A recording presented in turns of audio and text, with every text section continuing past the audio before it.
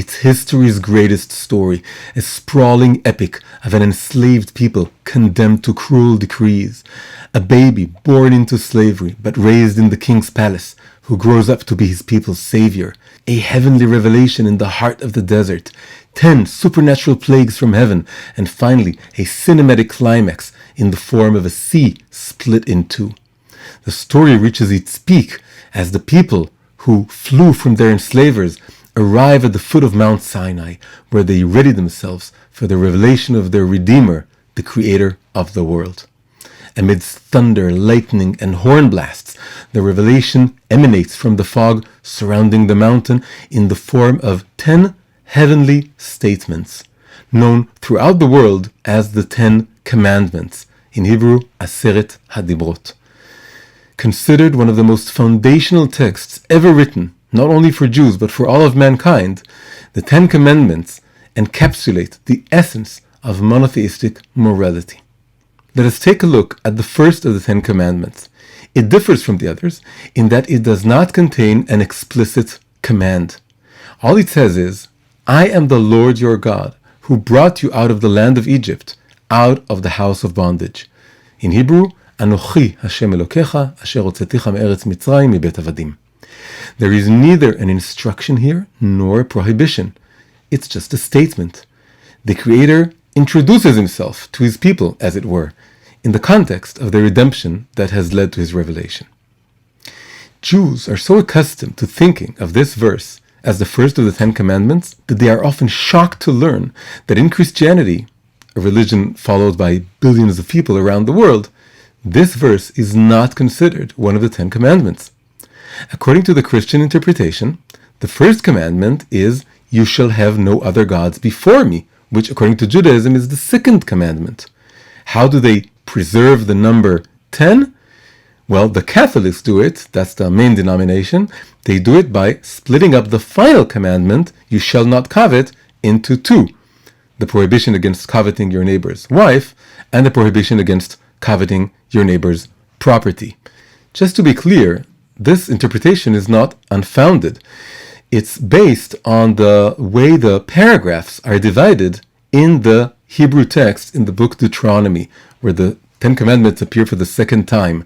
There you can see, if you open a Torah scroll, you can see very clearly that the first and second commandments take up one paragraph, so that they can be seen as one commandment. And the final commandment, Lo tachmod, thou shalt not covet, is divided into two paragraphs, despite being one verse. So that's the foundation. Still, it's not the way Jews have always interpreted this. There are also two other methods of dividing, splitting up the commandments that are practiced by Protestants, and they have a different solution for how to arrive at finally 10. But all of these systems don't regard the first verse as part of the 10 commandments. At most, it's seen as a kind of introduction to the 10 commandments, or as part of the first commandment, which is, you shall have no gods other than me. This system is still propagated today. For example, in the 1980s, the Polish film director Krzysztof Kieślowski directed a series of 10 films called Decalogue. Decalogue is Greek for the 10 commandments, or in the original Hebrew, the 10 sayings. It comes from the Septuagint, which is the ancient Greek translation of the Torah. The 10 movies were based on the 10 commandments, with each one depicting a contemporary drama which somehow tackles one of the commandments or the moral dilemmas that come out of these commandments. Anyone who is familiar with the Hebrew counting of the 10 commandments was surprised to see that the first movie dealt with idolatry, and the last two movies both dealt with not coveting. The 9th movie was about not coveting someone's wife, and the 10th movie was about not coveting someone's property. This is exactly how the Catholics divide and see the 10 commandments, but it's not how Jews see it. So this series of movies is an example of a modern piece of art that reinforces the influence of the Christian reading of the 10 commandments in the consciousness of moviegoers worldwide. However, the people who received the 10 commandments and were entrusted with the task of interpreting them heard and understood otherwise. It was clear to them that the statement, I am the Lord your God, is the first of the commandments, and in many ways the most important of them, the one from which all others derive. And although it contains no explicit imperative, the Jewish sages recognized it does contain an implicit one. It's the commandment of faith. The Torah never says outright, you must believe in God, but the commandment to believe in God is understood to be implicit within the first commandment, I am the Lord your God. Maimonides wrote this in the seminal halachic treatise, the Mishneh Torah. He said the following, knowing this, i.e. that there is a creator, is a commandment, a positive commandment, a commandment that you must do, mitzvat aseh, as it says, I am the Lord your God, here in Exodus. Now, there are many different reasons why knowing this, the disparity between the Jewish and the Christian interpretation of the commandments, of the Ten Commandments, is important. There are several reasons. To begin with, we live in a global age, where many Jews and non-Jews interact daily, both face-to-face and online. In such an age, facts of this sort should be deemed as basic common knowledge. Secondly, in recent years, more and more leading rabbis, including my own Rabbi Yitzchak Ginsburg, have begun to speak about the importance of teaching Torah to all the peoples of the world. The Torah should really be a light unto the nations, all nations. In this context, the prior concepts that many non-Jews have of the Torah, especially of something as fundamental as the Ten Commandments, is crucial. And there's another even deeper reason. The fact that Christianity failed to recognize the first commandment as one of the 10, which, as we said, is something you can actually arrive at based on the division of the paragraphs in the Torah scroll itself, all this highlights the ambiguity and wonder of this first commandment. The commandment of faith that is embodied in the first commandment, in the first verse of the Ten Commandments, is fundamentally different from all other commandments and prohibitions. It does not confront us directly in the form of a demand, but rather it positions itself tentatively before us in the form of a statement. It's really an invitation, a summons to embark on a journey to encounter the unknown. The mystery surrounding the first commandment pertains especially to the first word of the first commandment, Anohi, which means I am. This is a seemingly innocent word, which appears hundreds of times in the Bible, and which we've already encountered many times prior to the story of the giving of the Torah. And yet it takes on new validity, interest, and meaning by virtue of opening the Ten Commandments, which is really opening the entirety of God's oral revelation through the Torah to his people. Now, the first thing this word gives us is, of course, the emphasis on God as someone as opposed to something. Someone who speaks to us personally, using the first person singular, Anohi, Ani, I am. This, like I said, is opposed to the perception of God as something, an abstract entity which lacks any character. This emphasis is stressed in the following words, your God, Elokecha, which employ in Hebrew the second person singular. So there's Anohi, first person singular, and then there's Elokecha, second person singular. Now this, of course, echoes a fundamental tenet of monotheism, that the Creator is not only some kind of omnipotent consciousness, intellect, or creative force, something abstract, as many mystical and philosophical traditions perceive God. Rather, it possesses a personality of sorts. We are free, we are invited to think of God as a father, as a king, or even as a loving partner, and establish a personal rapport, a personal connection with him. The next commandment, the prohibition against idolatry, serves as a deterrent against anthropomorphizing this figure into a statue, an image, something idolatrous.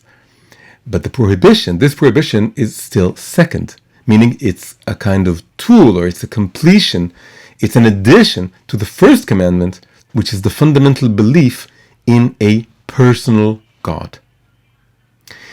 Now, the second question that arises regarding the word Anohi is why God chooses this particular word in this passage and not the shorter and more common Hebrew word for I, which is Ani. The Bible employs both the word Anohi and the word Ani. Ani is a simpler word and it appears more times. Of the two, why in the Ten Commandments did God choose the word Anohi? So I'll share three fascinating interpretations for this choice, which together paint a very rich picture of the essence of the word Anohi in this context. One interpretation, perhaps the most surprising one, is the suggestion by the Jewish sages that the word Anohi is actually not in Hebrew. It is an Egyptian word.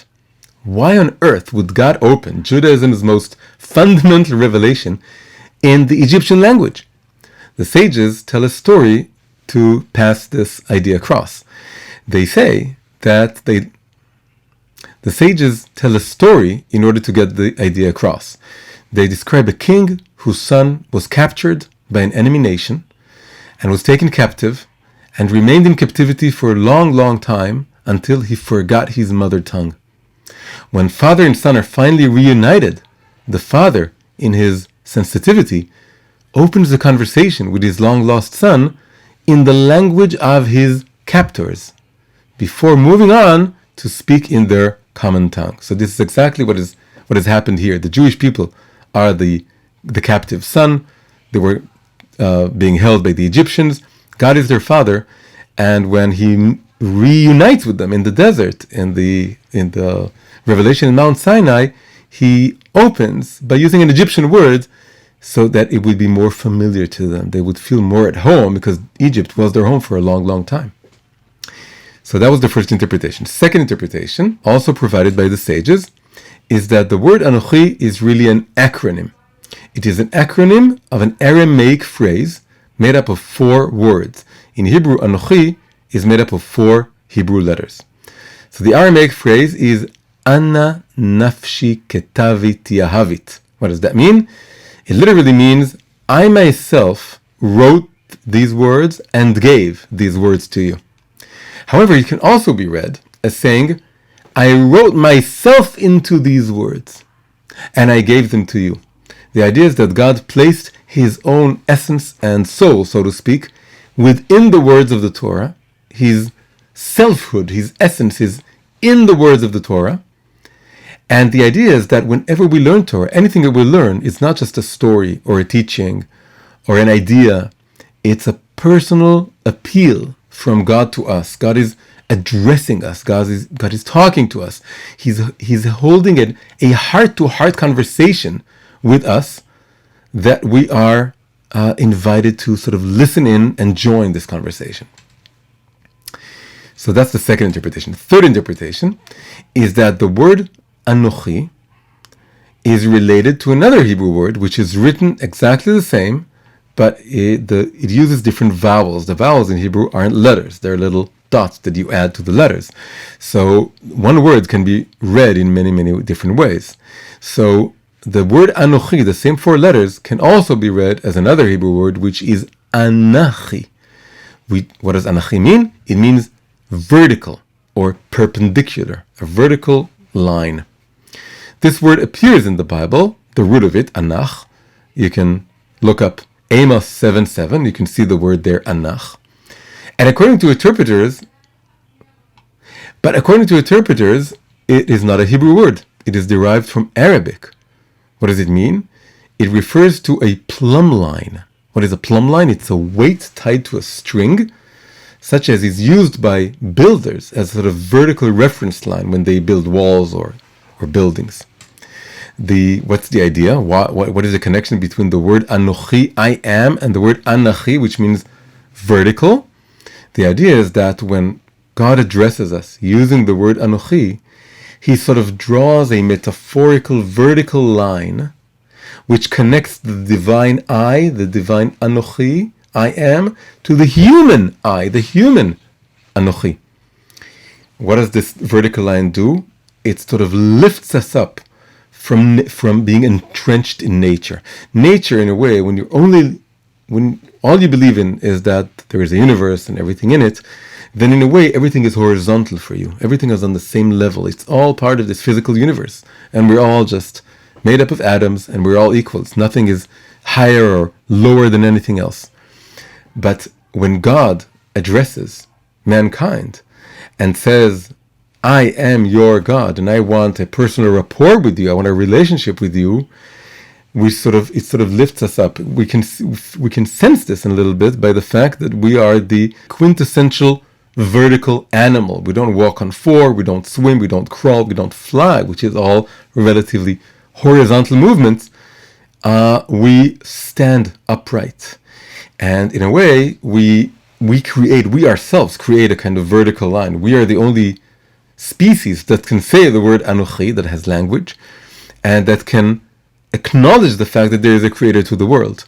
So this is an extension of our humanity, that we stand upright, we create a vertical line, we stand upright, and we transcend the horizontality of nature. And God is appealing to this sense that we can feel that there's something transcendent, and raise our eyes up to this transcendence. And God echoes back the word Anohi, and then that creates an Anohi vertical line between our own I and God's I, so to speak. So these are three interpretations. Now they have two things in common, notice. First, each one attributes the word Anohi to a language that is not Hebrew. And Hebrew is considered the holy tongue, the language with which God created the world. So this is a big thing, that such a major word, the word that opens up the Ten Commandments, the word that opens up God's revelation to the Jewish people, is not in Hebrew, according to all three interpretations. Second, each of these three interpretations expresses the idea that God is personally appealing to each and every one of us, wherever we are. Now, these two commonalities, the fact that all three interpretations say that the word Anohi is not in Hebrew, and the fact that they address this idea of an interpersonal relationship, they're very profoundly interconnected. The idea is that each one of us is sort of immersed in our own world, in our own private language, which is not a holy language. It's an earthly, regular language. It's our own world of associations and world of ideas. And each one of us is in his own bubble, or in the bubble of his group. And yet God is seeking to penetrate all these bubbles, all these worlds, and establish an interpersonal relationship with each one of us. He sort of says, I'm going to speak to you in your own language. I'm going to use acronyms, and I'm going to use the language that you're used to, and I'm going to call out to you so that you come out of your personal mother tongue, which may not be a holy tongue, and I want to create this connection with you. So this is something very deep that we can see in just the first word of the Ten Commandments. Now, to finish up this class, I want to come full circle with the beginning. In the beginning, we discussed the contrast between the interpretation of the sages, who recognize that I am the Lord your God is the first of the Ten Commandments, and the Christian approach, which considers this merely a prelude or part of the first commandment, but not the actual first commandment, and divides the last commandment into two. So it's fitting to conclude this class by analyzing the relationship between the first commandment, I am the Lord your God, and the last one, which is thou shalt not covet, both wife and property and everything that belongs to the other person. It's one commandment. Now, according to Jewish teachings, it is customary to divide the Ten Commandments into two groups, as they are divided on the tablets of the covenant, and to understand the first 5 commandments as addressing the relationship between man and God, and the last 5 commandments as addressing the relationship between man and fellow man. Right? It's called Ben Adam LaMakom and Ben Adam LeChavero. 2 types of commandments, 5 each. However, if you look more closely, it seems that within each of these 2 groups, the last commandment, that is the 5th one, and the 10th one, are a little bit different. They're not just like the 4 commandments that come before them. So, what is the 5th commandment, the last of the first group? It's honor your father and your mother. Now, if we say that the first 5 commandments are between man and God, then honoring your father and mother doesn't seem to really fit the picture here. And really, the idea is that honoring our father and mother is a kind of intermediate between commandments that we have in relation to God and commandments that we have in relation to other people. Why? Because our parents are, on the one hand, they're human beings, they're fellow men, so to speak, fellow man and a woman. But on the other hand, they're not really our equals because they took part in creating us. They partnered with God in bringing us into the world. And so when we honor them, it's a little bit like honoring God. So on the one hand, it's part of the first 5 because it's, like I said, they're partners with God. But on the other hand, it's already the beginning of the next 4 commandments, or the next 5, those that have to do with our relationship with our fellow men. Now, what about the last one? You shall not covet. Now, if we say that the last 10 commandments have to do with the relationship between man and fellow man, then this falls into this category, that it's between between us and fellow people. However, it's not really about a relationship with us and other people, because it has to do with our own thoughts. Coveting, not coveting, that's something that it's inner work. It's something that we do. It's how do we fight sensations that we have? Do we dwell on our thoughts? Do we push away our thoughts? And no one knows about this, and no one is hurt by this. Even if God forbid, if someone covets someone else's wife or his house or whatever it is, but he doesn't act on it, there are other commandments for that. There's not to commit adultery and there's not to steal. If he only covets but doesn't do anything about this, how is the other person directly hurt? They're not directly hurt, maybe somehow indirectly, energetically in some way, but they're not directly hurt. So in a way, we can say that the final commandment out of the 10 commandments really takes up a 3rd category of commandments. It's not a commandment between ourselves and God. It's not a commandment between ourselves and other people. It's a 3rd category. It's commandments that refer to something that's between ourselves and ourselves. It's something that takes place entirely within our hearts. This is the whole expanse of inner work that the Torah calls on us to do, and that's completely private and internal. Now, this understanding tells us something very deep, that there's a deep connection between the very, very first commandment of the 10 and the very last one. In a way, this inner work between ourselves and our own thoughts and feelings and desires, we feel God's presence when doing this work in many ways, in a more intimate way than we do when we observe the regular commandments between us and Hashem, like not serving idols, or observing the Sabbath, or saying blessings, or whatever it is. Because these are external actions that we do, and they're directed to God. But when we work within ourselves to transcend our desires and to work on not dwelling on certain negative thoughts, then we really feel God's presence within us. But again, in this way that is not direct. It doesn't tell us, you must believe, you mustn't believe. It's very much like the very first commandment. So there's something about these 2 commandments. The first one that tells us, I am the Lord your God. And the last one that tells us, I want you to be in charge of your desires and your inner world, your inner life, that they really, really connect together. Hi, if you enjoyed this video, please press like, subscribe to the channel, and consider sharing it with your friends. See you in the next video.